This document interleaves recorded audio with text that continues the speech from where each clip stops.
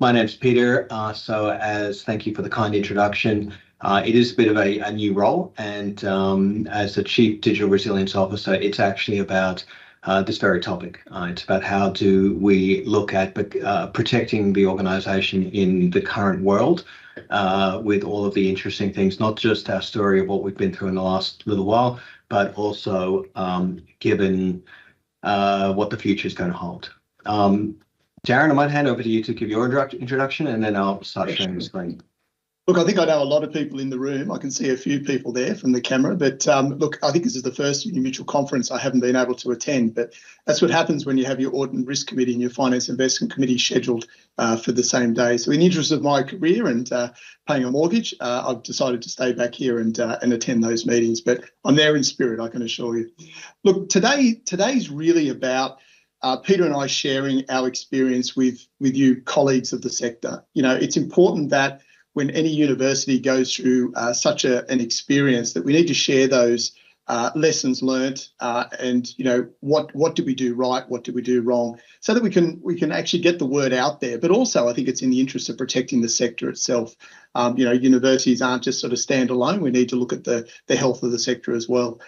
So, you know, what we experienced certainly is worth sharing, something I don't ever want to go through again. But that's, I think, even more important why we share the experiences. So I might cover a bit of background in terms of, you know, what actually happened. So we'll just move to the slide. In January last year, so January 2024, we actually had a breach to our systems. Now, at the time, we didn't know the extent of the breach. We didn't know who was breaching, but we knew that there was activity within our system with files being moved and observed and a few things like that. So things just didn't look right. What actually unfolded is we learnt that the breach actually happened the prior year. So that meant that the threat actor had been in our system for long enough to learn our system, to get comfortable, and also to have a look around. So it made it more difficult for us. We weren't dealing with just a person in their basement just giving us a bit of a hit in terms of a cyber breach. We were dealing with someone who had actually been in our system for a while. So it really put us on our back foot.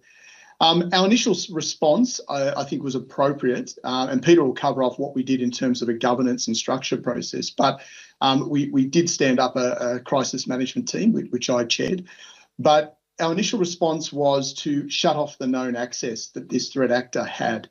And that gives you a certain degree of confidence that you say, okay, well, we know how they're in, we know where they are, we'll just shut them down. But the reality is you don't know what you don't know. And it means that, you know, a threat actor, once they're in your system for a period of time, actually what they do is they set up additional privileges for themselves. They set up different access. And also bury themselves deep down within your network.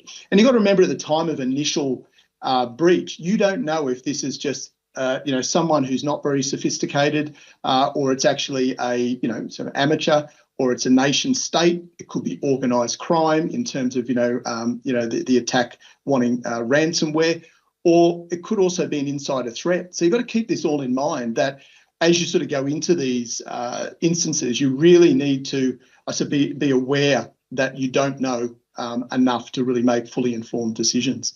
I also realised at the time that our technology, the level of sophistication and advancement within our systems, whilst impressive, from a cyber vulnerability perspective, wasn't at the level that we could actively track and shut down. We had, you know, some network segmentation, we had firewalls, all the normal things that you tick the box. But when you're dealing with a sophisticated threat actor, you know, those things, if they're not really robust, they're not a problem for the actor themselves. So, you know, it was really about, I suppose, going into a situation where you knew pretty much nothing, and you're learning literally day to day what's coming up. Now, a number of you would probably already have done some scenario planning where you've actually modelled what would happen. And we did exactly that the year prior, and it was a great exercise. And a lot of the lessons from there actually did play out. But one thing you need to prepare yourself for, it's just a different situation. You're not role-playing here. You're actually living and breathing it. And I'll cover that a little bit more in one of the future slides. But I might hand over to Peter just to really talk about what we stood up and the structure and the approach we took, so that if you ever get into a situation like this, you've got a bit of a framework, because it does take a little bit of time to develop. So, Peter? Thanks, Darren. And maybe just as an intro to this, last year, Darren and I were at the heart of this. Darren, as you mentioned before, was the chair of the crisis management team, and I was the crisis coordinator, or picked up that role, put that hat on for most of the year. And so Darren and I worked side by side for almost the entire year, working through the different aspects and complexities of what was really interesting.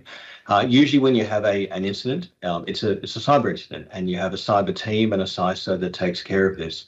But at some point you reach the threshold where it's much more than that, and it requires a coordinated organizational level response. And that's where myself and Darren stepped in to try to bring that together. What you see here on the screen is the high level, both the governance and the organizational structure of the crisis management team that we put together. It actually really helped to formalize it. And in each of the reports that we did, we always kept coming back to this. One thing I'd highlight is it was very dynamic. So this is just a snapshot of at one point in the crisis, the number of boxes, the structure changed regularly, and we found ourselves adapting the structure as we needed to from week to week. What we did well, I think, is we kept a record. So each week we were able to say, well, this is what works for us this week. And as things change, grow, shrink, evolve, then we would create would update this structure to provide a bit more visibility. The other thing that worked really well for this is that it created real clarity on the governance. So what was the escalation approach when it came to reporting decisions and informing key stakeholders, management, the board, and so on. And so it became the lens that we would keep washing through that question: how does this fit within the governance structure? Even though you have a full-blown crisis happening day to day. So as Darren mentioned, the practice we'd done in terms of the scenario planning and training everyone in crisis management really became useful, because we're able to put those things into play and to learn the hard way about what works and what doesn't work. And it's not that things don't work, but in a particular crisis, cyber versus earthquake versus floods, the different aspects, you have to be fairly agile and flexible in how you approach it. One of the things I think we did quite well is really separate out the project into streams of work. And so to be really clear what the stream focus was and who was responsible for it. I haven't put names on here for the moment. And then we would work through making sure there was real clarity on who was accountable for what stream and what were all the actions and the pieces of work within each of those streams. So you can see most of them up here. So it's a broad organizational element. It's not just IT and cyber, it's our privacy team, the communications group, our HR and people perspective. We had legal and regulatory requirements. Probably the most, am I allowed to say this? The most expensive part of this for us was actually the external lawyers we brought on to provide support for us. We had impacts to research. We had impacts to our teaching, and in some ways, you never really know where the impact will be. So it was really important to have a coordination level to connect everyone together. So when every stream goes off and does their own thing, how do we make sure there's still a coordinated approach to everything? One of the things that was really helpful for us is right at the beginning of the crisis, when we breached the Vice Chancellor, maybe a few days in, once the sheer scale of the incident started to become clear, the Vice Chancellor gave us a really clear direction. He said, look, we obviously take regulatory compliance and those obligations as a given, but when it comes to the values, we put our people first. And it was very clear, our people come first, then our reputation, then cost, which meant that we weren't going to compromise the impact on our people, our community, our team working through this, for the sake of maintaining or protecting the reputation of the organisation or the cost. Not to say that reputation wasn't a clear priority, and not to say that we weren't as careful as we could be with managing the cost of the incident. So maybe with that background, Darren, I might throw to you to ask the question, what is it really like to live and work and breathe through a cyber crisis? Yeah, thanks, Peter. We might even take the slide down for this one, but yeah, look, I want to share with you warts and all, I suppose, what it's like to live through a cyber crisis. And I'm going to be quite frank about it because I think that's the important part. You don't want to hear a polished presentation of, oh, this worked well, this worked well. It is about living and breathing. Just to put in perspective, I think Peter talked about the values-led approach. That is absolutely critical because you're dealing with potentially vulnerable people in your organisation, whether it be students or staff, where their private information has been or potentially been exposed, and it could put them in a very vulnerable position. So there is a serious nature to this that you've got to look at and minimise harm as best you can. And that, to be honest with you, that weighed heavy on me during the whole process.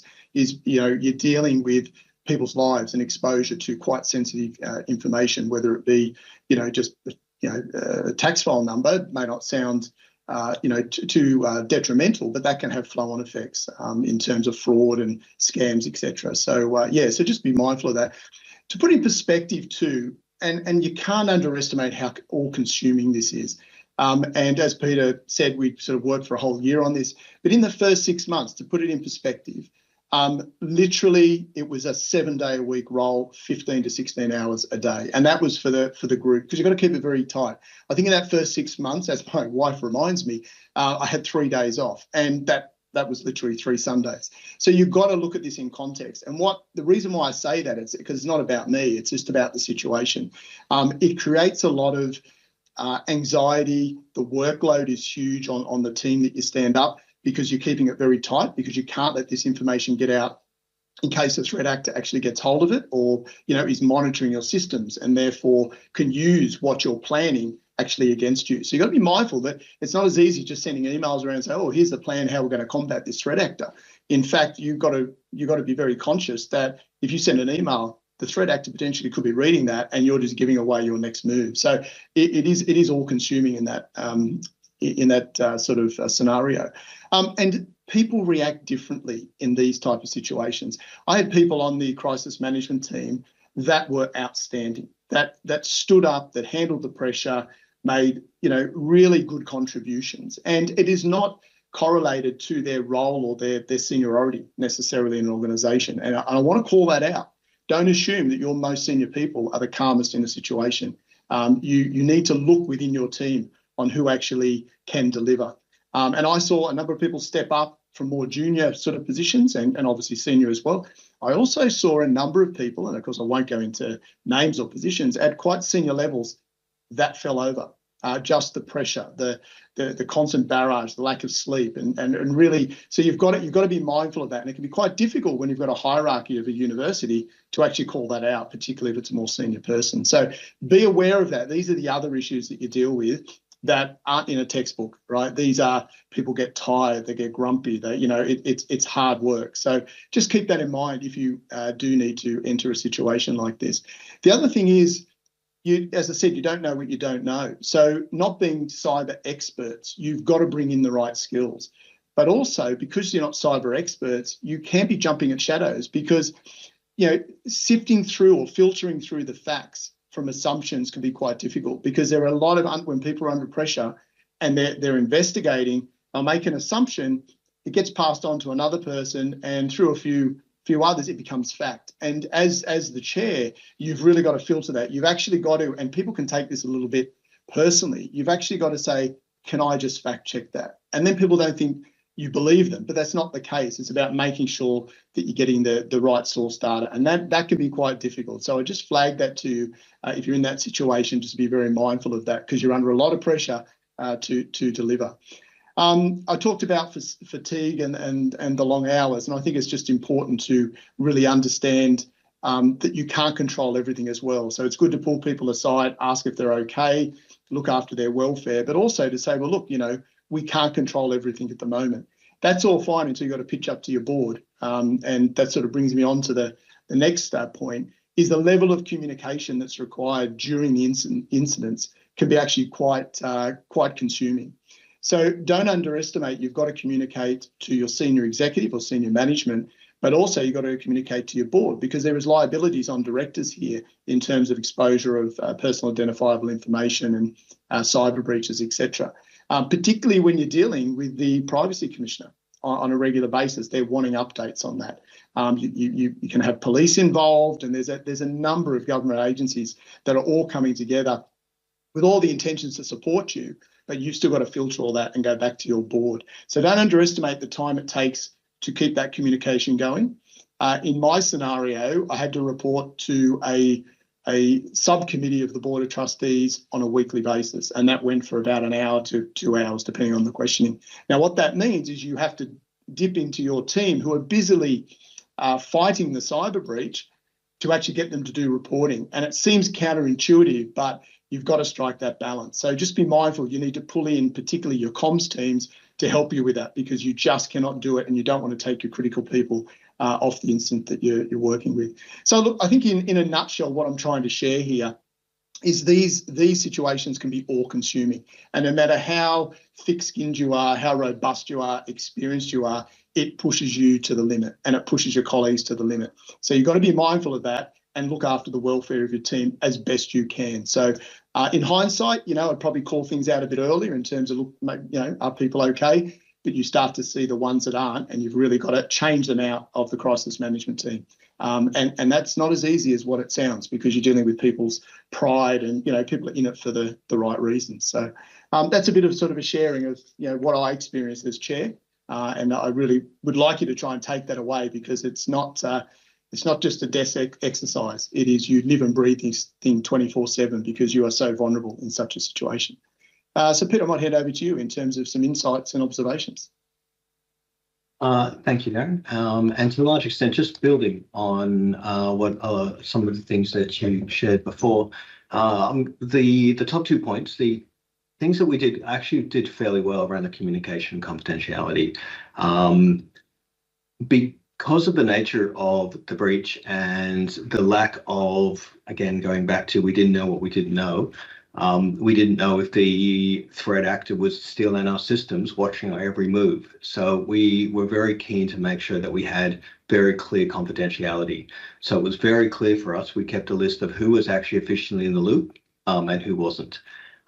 We resisted the temptation to run around and sign everyone up to an NDA, because it's really hard to send the message that we don't trust you and we need a legal instrument for confidentiality, while at the same time relying on people's goodwill to contribute to a confidential project when we couldn't even admit it existed, and to some extent everyone had to pretend that they were doing their normal day jobs at the same time. But that ties into communication, and being really careful to make sure the internal communication amongst the team was really clear. So it required a discipline, the need to stay on message, so everyone was clear what exactly the message is, because we always relied on going back to the facts, because you can contextualize, you can tell stories around things, but the only defensible piece in a moving environment is to just be really clear at any point in time what are the facts that we're dealing with. The other thing that I think that we did really well about that then is we actually had some advice. We got lots of advice from different people at the beginning, and one of the ones that stuck with me was the piece of advice to say, whatever you tell an authority like the New South Wales Information Privacy Commissioner, or whether or not it's the police or any other group you're dealing with, whatever you tell them, make sure your executive and the board know that too. So what it was is a consistent communication thread. So don't go telling this authority one thing and then slip a few other facts into someone else. Really try to keep that messaging clear, transparent, yes, but consistent at the same time. And the advice was very simply, don't get caught telling different things to different people. The caveat there is things change. So what we thought the facts were at any point in time changed quite a lot through the process. And as things went on, the difference between assumptions and facts started to change and to settle down, which is great. The other piece is the preparation. And it's really important to be prepared for this. As Darren said, to some extent you can't be. It's a unique circumstance for an organisation. But just having those scenario exercises, those desktop tests, those potentially live scenarios are a really important way of understanding how the process is supposed to work. Financial tracking, it seems like a no-brainer, but it's actually one of those areas that we had to put a lot more effort into than we thought. So it's an interesting environment where you need to keep things confidential. So we're trying to keep the management of spend and the financial arrangements really clear, but really being clear on what we're committing and how we're managing that. Record keeping is interesting because when you're having multiple meetings a day, you're having a crisis meeting stand up every day. How do you keep notes, minutes, actions, keep track of a record of how things are going? During one of the most busiest period, we actually took the easy way out. We borrowed some support from one of our vendors to actually come in and log the meetings for us. And that ended up being really, really important because it actually kept a record for us of what was happening in a very, very confused and crazy time. Obviously, if we kept doing that, it would have got very expensive. So we really focused on that for a period of time. And the other one is just really to make sure that you have a relational aspect with the regulators and the authorities around that. A lot of organizations, if you haven't gone through the role play or the testing, it's important to be clear on who you need to engage with and to have that avenue up front in terms of how to go through that. Darren, I'm going to hand back to you with the next question, which is, what are some of the things that we actually did really well? Some of those hidden gems or those insights that you'd worth sharing with us in terms of some of the really key things. Yeah, Peter, good question.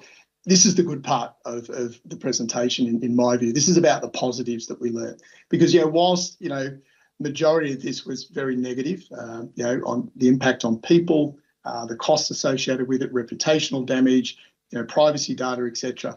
There were some really gems that came out of such an experience when literally you're in the trenches with a number of your colleagues. One thing I noticed is that we did well, and this probably goes to the ethos of a university, is really we harnessed the commitment to purpose. So we talked about earlier about making sure that we had a values-based sort of approach and make sure people came first and we protected people where possible. That really resonated with those that were on the crisis management team, those that were supporting us, and also those that we ultimately had to write to and let them know that their personal information had been exposed. And we're talking hundreds of thousands of people here. So, there is a bit of goodwill there. And I noticed that really came to the surface. The commitment of our people really impressed me.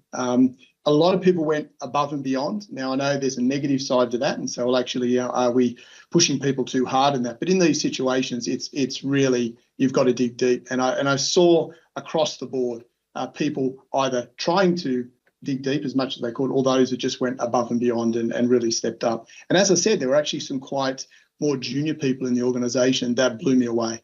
They were very level-headed. They got in, they put in the additional hours, whatever it was, and they delivered. So do not underestimate the hidden resources that you have sitting within your teams. And once you see that, nurture them and bring them up into the committee, or actually recognise them so they know that they're playing a big role.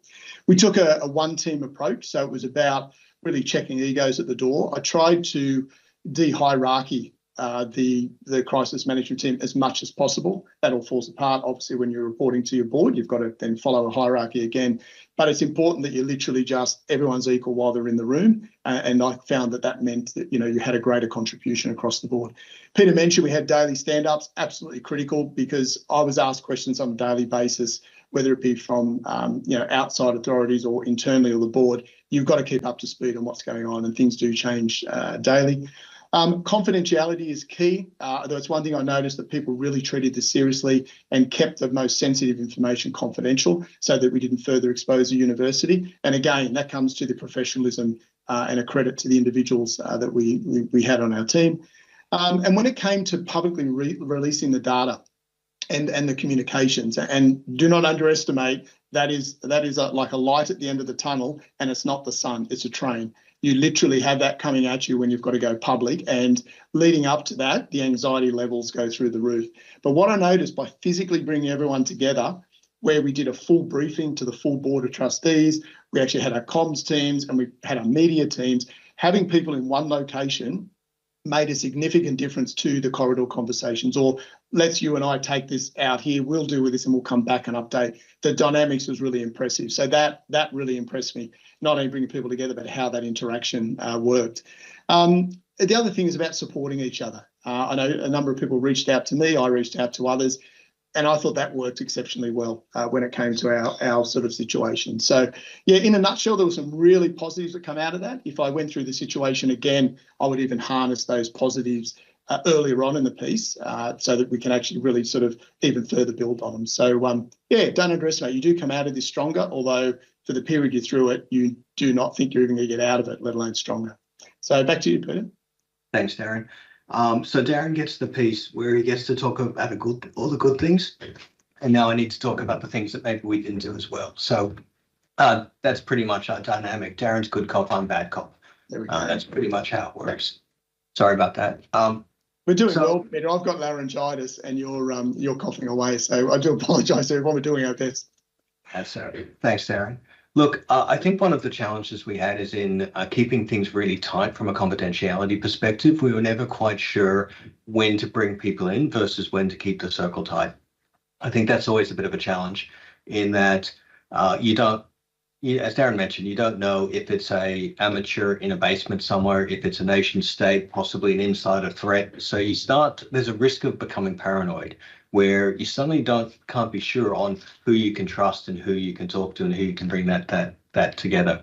I think we're probably a bit slow to expand that circle quickly enough, but in the end, I think we did get there. In hindsight, we realized you could have made things earlier, easier for yourself by trusting a bit better. And one of the reasons for that is you get told by the cyber and the risk teams about how important it is to be careful, because threat actors will actually set up counter surveillance and they'll be watching your every move as you go through this.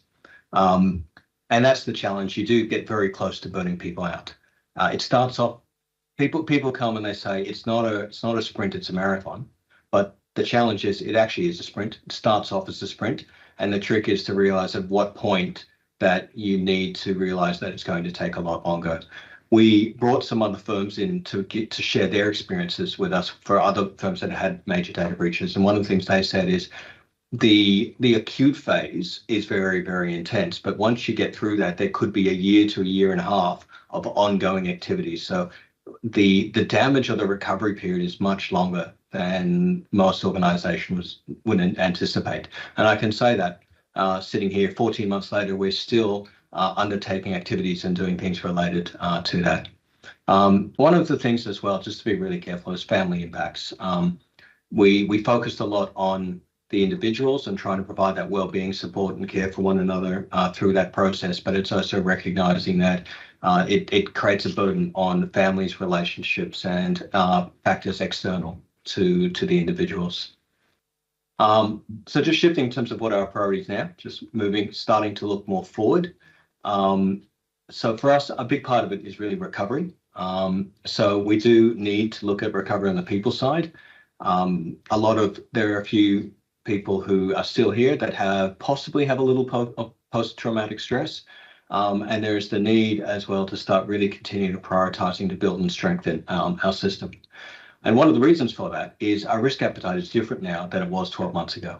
So 12 months ago, I think we knew how important this was. I'm not suggesting we didn't treat it seriously, but having been through what for us last year was actually 3 notifiable phases for our challenges, the risk appetite cumulatively really shifts the organization. The tolerance for risk changes. And that's not a bad thing. It's a case of being able to use that situation to focus the mind to make sure we really make things as good as we can.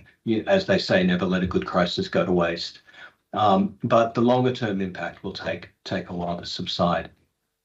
So Darren, I guess as we start to look at the concluding part of this conversation, what's the lesson? What's one thing that might be useful as a lesson for everyone? Yeah, thanks, Peter. Look, what I'd say to everyone sitting there today is you need to go back to your institution and you've got to ask the questions, pointed questions, particularly around your data retention and your data governance. Now, the answers you'll get, yep, it's all fine. Yep, we've got a policy, right? And hey, we had a policy too. But you've got to actually look at your data retention. Now, there are certain legislative requirements. So universities have to keep, I think it's testamen information for 50 years, but most information really has either shouldn't be kept. So you've got to question, why am I keeping personal identifiable information? Is it necessary? And where you do keep it and you're needed to keep it, that you only keep it for the statutory amount of time, which normally is around that sort of 5-year period.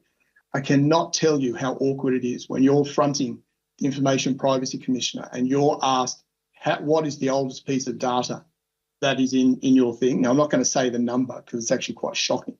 But let's just say 5 years. She was expecting 3 to 5 years. If it was double that, she probably would have accepted it. If it was double that number, she would have been unhappy, and it was significantly more than that. So we're talking decades of information that had been held. You could cut the tension in the room with a knife when you have to drop that sort of information, because it changes it from you being a victim of a cyber breach to really about competency, and you've been breached, but you haven't actually kept your data integrity or retention policies in place. So I would say go back, ask the questions, and also have a think about your backups. This is one area that I sort of delved down into. You actually purge the data, but then you talk to the IT guys like, oh, but I've got that all in backups. So you've got to be careful you're not just moving it to another place. The other thing is share with others your experience, which is part of what we're doing now. We've had a number of institutions come to us and actually ask for advice. Now, obviously, you can't share the technical part or the vulnerabilities, but certainly areas to look out for. But knowing the people that are in the room, go back and really talk to your people about data retention and data governance. That really is one of the things that brought us unstuck in quite a embarrassing way. So I might sort of move to the conclusions. Again, key takeaways, learn from others, learn from the experiences that we've been through. Keep your house in order. Data retention is a classic. It's an all-in experience. When these things happen, it's all hands on deck. The other thing Peter touched on is about tracking your costs. So there will be a time where you actually put an insurance claim in. So, the experience there is it seems easy, but you've got to track your costs because you've got scopes that you engage people on a certain scope. Part of that will be for the actual breach, and part of it will be actually for remediation. And obviously, it's only the breach that's covered. So what I would suggest, I have a number of our colleagues in the room, and I think Leah is there. Unless I'm assuming Leah's there. I can't see you all. But talk to Leah, because Leah's been instrumental in driving this from an insurance perspective and that experience. And in hindsight, we would do it much better. But again, when you're in the midst of a crisis, you tend to let those things slip. And then Leah was only brought in sort of, later in the piece because obviously it was held very tight. So I think I would also bring your insurance person in right up front and actually get that tracking in place.